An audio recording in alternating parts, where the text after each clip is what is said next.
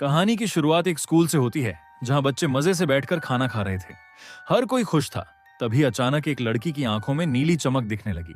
उसका शरीर कांपने लगा, जैसे उसे कोई द्वारा पड़ रहा हो। फिर वो धड़ाम से बेसुध होकर गिर पड़ी। जब टीचर्स ने पास जाकर देखा तो उसकी सांसें थम चुकी थीं। कोई समझ नहीं पा रहा था कि आखिर हुआ क्या।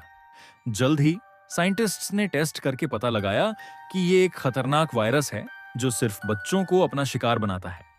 तमाम कोशिशों के बावजूद इसका कोई इलाज नहीं मिल पा रहा था। देखते ही देखते दुनिया भर के 90% बच्चे इस वायरस की चपेट में आ गए और बड़े बड़े डॉक्टर भी उन्हें बचा न सके। फिर हम अमेरिका के प्रेसिडेंट को देखते हैं, जो एक भाषण में बता रहे थे कि उनका अपना बेटा भी इस वायरस का शिकार हो चुका है, लेकिन उन्हें यकीन था कि इंसानियत हमेशा की तरह इस मुसीबत का हल जरूर निकालेगी। इसके लिए एक खास डिपार्टमेंट बनाया गया जिसका नाम था सीडीसी। इसके बाद कहानी रूबी नाम की एक लड़की की ओर बढ़ती है। उसके मम्मी पापा उसका जन्मदिन मना रहे थे, उसे तोहफे दे रहे थे और बाहर से सब कुछ ठीक ठाक दिखा रहे थे, लेकिन हकीकत में रूबी भी उस वायरस की चपेट में थी। उसके मम्मी पापा को डर था कि कहीं वो अपनी बेटी को ना खो दें। उसी रात रूबी को अपने कमरे में नींद नहीं आ रही थी। वो उठी और अपनी माँ के पास जाकर उनके बगल में लेट गई, उनका हाथ थाम लिया। लेकिन तभी उसकी आंखों में नारंगी रंग की चमक दिखी, जिससे वो घबरा गई और भागकर अपने कमरे में चली गई। अगली सुबह जब रूबी उठी तो उसे सब कुछ सामान्य लगा, लेकिन जैसे ही उसकी माँ ने उसे देखा वो हैरान होकर पूछने लगी, ये लड़की कौन है? तू हमारे घर में कैसे घुसी? उनकी माँ को रूबी बिल्कुल याद नहीं थी। रूबी ने रोते हुए कहा, मम्मी, मैं आपकी बेटी हूं, आप मुझे कैसे भूल सकती हैं? देखो, ये तोहफा आपने कल रात मुझे दिया था। लेकिन उसकी माँ को लगा कि शायद ये कोई बीमार बच्ची है जो पुलिस से भाग रही है। फिर उन्होंने रूबी को सीडीसी की टीम के हवाले कर दिया। रूबी रोती बिलखती रही, लेकिन सीडीसी की टीम उसे जबरदस्ती एक बस में बिठाकर ले गई। बस में कई और बच्चे थे जो उसी की तरह इस वायरस से जूझ रहे थे। वहां एक गार्ड बंदूक लिए खड़ा था, मानो ये बच्चे कोई आतंकवादी हों। जल्द ही बस सीडीसी के हेडक्वार्टर्स पहुंची, जहां सख्त सिक्योरिटी थी।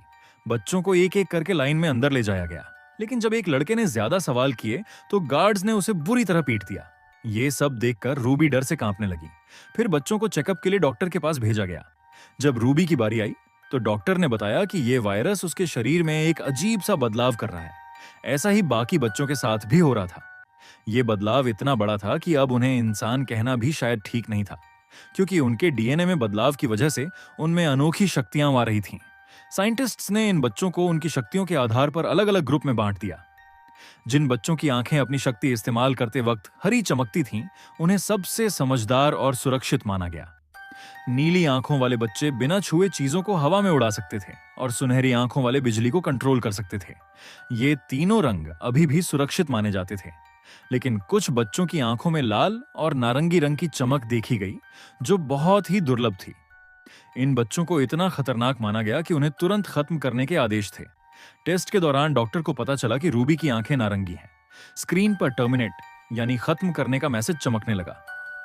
डॉक्टर ने रूबी से कुछ नहीं कहा और चुपके से एक इंजेक्शन तैयार किया, शायद उसे खत्म करने के लिए। रूबी को शक हो गया कि कुछ गड़बड़ है। उसने भागने की कोशिश की, लेकिन डॉक्टर ने उसे पकड़ लिया। तभी रूबी ने डॉक्टर का हाथ पकड़ा और कहा, मैं नारंगी नहीं, हरी हूं। उसकी आंखों में नारंगी चमक दिखी और अचानक डॉक्टर ने उसकी फाइल में उसका रंग नारंगी से हरा कर दिया। इसका मतलब था कि रूबी के पास किसी के दिमाग को कंट्रोल करने की ताकत थी। इसके बाद सभी बच्चों को हरे, नीले और सुनहरे रंग के कपड़े दिए गए। रूबी ने देखा कि वहां कोई भी लाल या नारंगी कपड़े वाला बच्चा नहीं था। शायद उन्हें पहले ही खत्म कर दिया गया था। इस तरह 6 साल बीत गए। अब जो काम तेज दिमाग वाले हरे बच्चे आसानी से कर लेते थे, वो रूबी को समझ नहीं आते थे। एक दिन कैप्टन मैकमस की नजर उस पर पड़ी। वो रूबी से बोला, तेरे दिमाग को देखकर तू मुझे हरी तो नहीं लगती। ये सुनकर रूबी घबरा गई। जब वो अपने ग्रुप के साथ वापस कमरे में जा रही थी, तभी स्पीकर से एक तेज आवाज आई, जो सिर्फ इन खास बच्चों को सुनाई देती थी। बाकी किसी पर इसका असर नहीं था। रूबी बेहोश हो गई और जब उसकी आंख खुली तो वो एक मेडिकल रूम में थी। वहां एक महिला डॉक्टर उसके सामने बैठी थी। तभी एक गार्ड आया और डॉक्टर से बोला, इलाज का टाइम हो गया, जल्दी चलो। डॉक्टर ने जल्दी से एक कागज पर कुछ लिखा और चली गई। उस नोट में लिखा था, इन लोगों को तुम्हारी सच्चाई पता चल गई है, जिंदा रहना चाहती हो तो बॉयलर रूम में मुझसे मिलो। रूबी ने वैसा ही किया। वो चुपके से बॉयलर रूम पहुंच गई। वहां वो डॉक्टर उसे सबकी नजरों से बचाकर अपनी गाड़ी तक ले गई। लेकिन जैसे ही वो दोनों बेस से बाहर निकलने लगीं, तभी एक गार्ड ने उन्हें रोक लिया। अपनी खास ताकत की मदद से रूबी ने गार्ड के दिमाग को काबू में कर लिया और उससे गेट खुलवाकर आखिरकार बेस से बाहर निकल आई। कई साल बाद बाहर की दुनिया देखकर रूबी का दिल खुशी से झूम उठा। लेकिन तभी डॉक्टर ने उसे बताया कि अब बाहर जवान लोग बचे ही नहीं थे और इसीलिए ज्यादातर लोग इस शहर को छोड़कर जा चुके थे। रूबी ने अपने मम्मी पापा से मिलने की बात की तो डॉक्टर ने चेतावनी दी कि यह बहुत जोखिम भरा होगा। फिर डॉक्टर ने उसे एक जीपीएस लॉकेट थमाया ताकि मुसीबत में उसकी लोकेशन का पता चल सके। साथ ही उसने बताया कि वो उसे एक ऐसे कैंप में ले जा रही है जहां रूबी जैसे और भी बच्चे हैं। थोड़ी देर बाद डॉक्टर अपने एक साथी से मिली, लेकिन जैसे ही रूबी ने उस आदमी से हाथ मिलाया वो डर से कांप उठी। उसके दिमाग में एक अजीब सा दृश्य उभरा जिसमें ढेर सारे बच्चे भाग रहे थे। फिर जब रूबी कपड़े बदलने एक कमरे में गई तो वहां उसे एक और लड़की दिखी जो गोल्डन थी। वो लड़की रूबी को देखते ही इतना घबरा गई कि उसने बिजली का हमला कर दिया और भागकर एक वैन में जा छुपी। रूबी ने हिम्मत नहीं हारी और उसका पीछा किया। मदद की गुहार लगाते हुए रूबी ने उसे पुकारा। आखिरकार उस गोल्डन लड़की ने वैन का दरवाजा खोला और रूबी को अंदर छुपा लिया। वैन में दो और लोग थे, लियम और उसका दोस्त। रूबी ने झूठ बोला कि वो ग्रीन है, लेकिन कुछ लोग उसका पीछा कर रहे हैं। उसकी बात सुनकर वो लोग उसकी मदद को तैयार हो गए। उधर एक टीम उनकी तलाश में पीछे पड़ी थी और डॉक्टर भी उनकी खोज में लगी थी। तभी लियम ने अपनी नीली आंखों वाली ताकत से उन दोनों की गाड़ियों को उड़ा दिया और वो सब बचकर निकल गए। कुछ देर बाद वो एक सुनसान जगह पर रुके। लियम के दोस्त को समझ नहीं आ रहा था कि रूबी ग्रीन होकर भी क्यों छुप छुप कर भाग रही है, क्योंकि ग्रीन बच्चे तो कोई खतरा नहीं थे। रूबी के पास इसका कोई जवाब नहीं था। गुस्से में उसने कहा, अगर तुम लोग मदद नहीं करना चाहते तो बता दो, मैं चली जाऊंगी। लियम ने उसे शांत किया और बताया कि वो लोग एक खास जगह जा रहे हैं जहां एक नारंगी आंखों वाला लड़का है जो उन्हें बचा सकता है। अगर रूबी चाहे तो वो भी उनके साथ आ सकती है। ये सुनकर रूबी फौरन तैयार हो गई। रास्ते में उसने लियम से पूछा कि वो बेस से क्यों भागे। लियम ने बताया कि बेस में उन पर अजीब अजीब प्रयोग किए जाते थे। सरकार इन बच्चों से एक फौज बनाना चाहती थी जिसे दुश्मनों के खिलाफ इस्तेमाल किया जाए, इसलिए उन्होंने भागने का प्लान बनाया। उधर उस डॉक्टर को पकड़ लिया गया जिसने रूबी को ग्रीन सर्टिफिकेट दिया था। पूछताछ के बाद उसे मार दिया गया।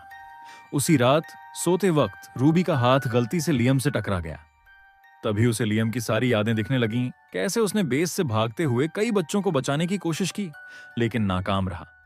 अगली सुबह गोल्डन लड़की ने रूबी को एक लाल ड्रेस दी जिसमें वो बेहद खूबसूरत लग रही थी। फिर वो सब वैन में सवार होकर अपनी मंजिल की ओर बढ़े। रास्ते में एक मॉल में रुके जो पूरी तरह खाली था। तभी कुछ और बच्चों ने उन पर हमला कर दिया। गोल्डन लड़की ने अपनी ताकत से उन हमलावरों को रोक दिया। पता चला कि वो बच्चे भी इनके जैसे ही थे और उनके पास भी खास शक्तियां थीं। रात भर सबने मिलकर ढेर सारी बातें की। लियम ने उस नारंगी लड़के का ठिकाना जानने की कोशिश की ताकि वो जल्दी सुरक्षित जगह पहुंच सकें, लेकिन उन बच्चों ने बताया कि वो जगह इतनी गुप्त है कि वहां आसानी से कोई नहीं पहुंच सकता। तभी रूबी ने अपनी ताकत से एक लड़के के दिमाग को कंट्रोल किया और उससे एक खास कोड हासिल कर लिया। लियम का दोस्त और रूबी उस कोड को समझने में जुट गए। काफी मेहनत के बाद जब कोड का मतलब समझ आया तो सब खुशी से उछल पड़े। तब तक बाकी दोस्तों को भी पता चल गया था कि रूबी ग्रीन नहीं, नारंगी है। रूबी को डर था कि अब शायद उसके दोस्त उससे डरने लगेंगे, लेकिन लियम ने कहा कि इसमें डरने की कोई बात नहीं। रूबी ने बताया कि वो अपनी ताकत पर काबू नहीं कर पाती और अगर गलती से उसने किसी पर ताकत इस्तेमाल कर दी तो उसकी जान भी जा सकती है। फिर भी वो सब आगे बढ़े, लेकिन थोड़ी देर बाद ही फौजी जैसे कपड़ों में कुछ बच्चों ने उन पर हमला कर दिया। तभी उनमें से एक ने लियम को पहचान लिया। लियम ने उन्हें बताया कि वो बस एक सुरक्षित जगह चाहते हैं। ये सुनकर वो बच्चे उन्हें उस नारंगी लड़के के पास ले गए जो कोई और नहीं बल्कि प्रेसिडेंट का बेटा था। वो रूबी और उसके साथियों को देखकर बहुत खुश हुआ। उसने बताया कि प्रेसिडेंट ने सबके सामने झूठ बोला था कि वो ठीक हो गया है। हकीकत में उस पर कई प्रयोग किए गए और जब कोई प्रयोग कामयाब नहीं हुआ तो सरकार ने बच्चों को कैंपों में रखना शुरू कर दिया। उसने रूबी से वादा किया कि वो उसे अपनी ताकतों को कंट्रोल करना सिखाएगा। धीरे धीरे रूबी अपनी शक्तियों को समझने लगी और उन पर काबू पाने की कोशिश करने लगी। एक दिन जब रूबी बहुत उदास थी, वो नारंगी लड़का उससे मिलने आया। उसने कहा, सिर्फ एक नारंगी ही दूसरे नारंगी को समझ सकता है। ये कहते हुए उसने रूबी का हाथ पकड़ा, लेकिन तभी लियम ने उन्हें देख लिया और उसे ये बिल्कुल पसंद नहीं आया। जब नारंगी लड़के ने रूबी का हाथ पकड़ा तो उसे रूबी की सारी यादें दिखने लगीं। उसे पता चला कि उस रात जब रूबी अपनी माँ के पास गई थी तो उसने गलती से उनकी सारी यादें मिटा दी थीं, जिसकी वजह से उसके मम्मी पापा उसे पूरी तरह भूल गए। ये देखकर वो नारंगी लड़का हैरान रह गया क्योंकि ऐसी ताकत तो उसे भी नहीं थी। अब वो रूबी से ये हुनर सीखना चाहता था, लेकिन रूबी ने साफ कहा कि उसे खुद नहीं पता कि वो ये सब कैसे कर लेती है। थोड़ी देर बाद जब वो कमरे से बाहर निकली तो लियम से उसकी टक्कर हो गई। लियम गुस्से में था और बोला कि उसे पता है कि रूबी और उस नारंगी लड़के के बीच कुछ चल रहा है। रूबी ने उसे समझाने की कोशिश की कि वो गलत समझ रहा है। उसने ये भी कहा कि वो नारंगी लड़का कभी करीब नहीं आ सकते, क्योंकि उसे डर था कि कहीं वो लियम के साथ भी वही ना कर दे जो उसने अपने मम्मी पापा के साथ किया था। फिर रूबी एक झील के पास गई जहां लियम का दोस्त मिला। उसने रूबी से कहा कि उसे यहां भी सुरक्षित नहीं लगता। उधर वो नारंगी लड़का लैपटॉप पर किसी से बता रहा था कि उसके पास कितने ग्रीन, कितने नीले और कितने नारंगी बच्चे हैं। तभी रूबी वहां पहुंच गई। उसने आते ही लैपटॉप बंद कर दिया। रूबी वहां लैपटॉप लेने आई थी ताकि लियम के दोस्त की बात उसके घर वालों से करवा सके। ये मौका देखकर उस नारंगी लड़के ने रूबी से सौदा करने की कोशिश की। उसने कहा कि वो उसे यादें मिटाने की ताकत सिखाएगा अगर रूबी उसे लैपटॉप दे दे। रूबी फौरन तैयार हो गई, लेकिन जब वो ये ताकत सीख रही थी और उसने अपनी आंखें खोली तो देखा कि वो लड़का उससे बदतमीजी करने की कोशिश कर रहा था। रूबी ने गुस्से में आकर उसके मुंह पर जोरदार मुक्का जड़ दिया। जब वो कमरे से बाहर निकली तो फिर लियम से टकरा गई। लियम को सारी सच्चाई पता चल चुकी थी और वो गुस्से में उस नारंगी लड़के से बदला लेना चाहता था, लेकिन रूबी ने उसे रोक लिया क्योंकि उसे पता था कि अब वो लोग वहां सुरक्षित नहीं हैं। उन्हें फौरन वहां से भागना था। उसी रात जब वो लोग भाग रहे थे तभी बेस कैंप का जनरल वहां पहुंच गया और उसके साथ वो नारंगी लड़का भी था। तब जाकर बच्चों को पता चला कि ये नारंगी लड़का अपने पिता का वफादार था। वो ज्यादा से ज्यादा बच्चों को इकट्ठा करके एक फौज बनाना चाहता था। उसने लियम को अपने काबू में कर लिया और उसे बेरहमी से पीटना शुरू कर दिया। तभी रूबी ने अपनी ताकत से जनरल को कंट्रोल करके उसे खत्म कर दिया। फिर गोल्डन लड़की ने भी अपनी बिजली की ताकत से बाकी फौजियों पर हमला बोल दिया। रूबी ने अपने तीनों साथियों को वहां से भागने को कहा। अब रूबी अकेली उस नारंगी लड़के के सामने खड़ी थी। उसने अपनी ताकत से पूरी फौज को काबू में कर लिया और उनकी बंदूकें उस लड़के की ओर तान दी। लेकिन तभी उस लड़के ने अपनी ताकत से फौज को फिर से अपने वश में कर लिया और उन्हें आपस में लड़वा दिया।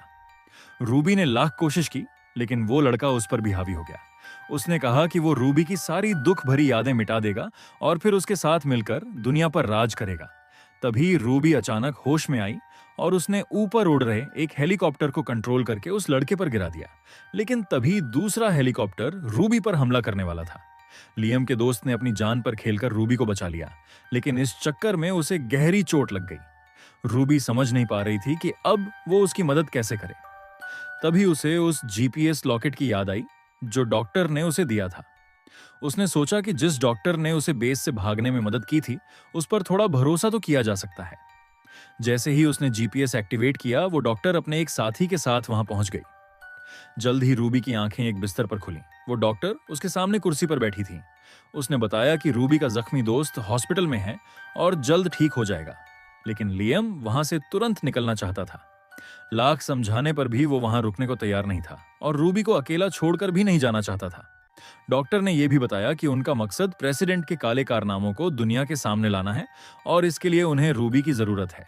रूबी नहीं चाहती थी कि लियम को कोई नुकसान हो, इसलिए वो उसके पास गई और अपनी ताकत से लियम की सारी यादें मिटा दी। फिर उसने उसका बैग थमाकर उसे घर जाने को कहा। लियम बिना कुछ कहे चला गया। उसे भुलाकर जाता देख रूबी की आंखों में आंसू आ गए, लेकिन वो जानती थी कि यही सही है। उधर प्रेसिडेंट का बेटा अभी भी जिंदा था। वो अपनी फौज के सामने खड़ा था जिसे उसने अपने काबू में कर रखा था।